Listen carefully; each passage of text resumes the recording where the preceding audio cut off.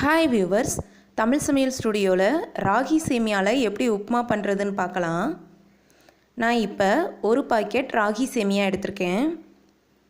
ஒரு பாத்திரத்தில் கொஞ்சமாக தண்ணி எடுத்துக்கலாம். அதில் நாம் வச்சுருக்கிற ராகி சேமியாவை சேர்த்துக்கலாம். சேமியா மூழ்கிற அளவுக்கு நல்லா தண்ணி விட்டுக்கோங்க. இப்போ இதை ஒரு 5 மினிட்ஸ் நல்லா ஊற விடலாம். 5 மினிட்ஸ்க்கு அப்புறமா பாருங்கள், சேமியா நல்லா ஊறி சாஃப்ட் ஆயிருச்சு. இப்போ இதில் உள்ள தண்ணியெல்லாம் வடிகட்டிட்டு சேமியா மட்டும் இந்த மாதிரி தனியாக எடுத்துக்கலாம். ஒரு இட்லி பாத்திரத்தில் நம்ம வச்சுருக்கிற சேமியாவை சேர்த்துக்கலாம்.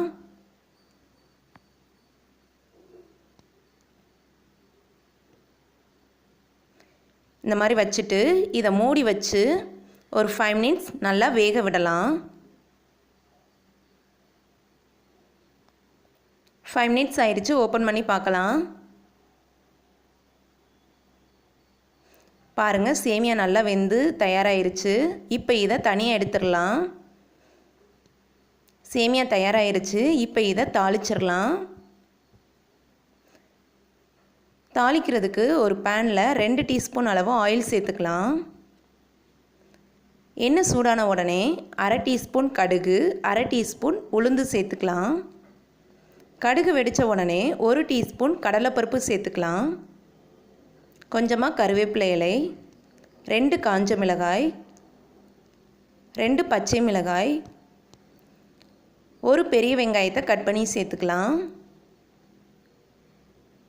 தேவையான அளவு உப்பு, எல்லாத்தையும் நல்லா மிக்ஸ் பண்ணி விட்டுக்கலாம். இது கூடவே 1/2 டீஸ்பூன் அளவு மஞ்சள் தூளும் சேர்த்துக்கலாம். நல்லா மிக்ஸ் பண்ணிவிட்டு இந்த வெங்காயத்தை நல்லா வேக விடலாம். வெங்காயம் வதங்கின உடனே இதில் நாம் வச்சுருக்கிற அந்த சேமியாவை சேர்த்துக்கலாம்.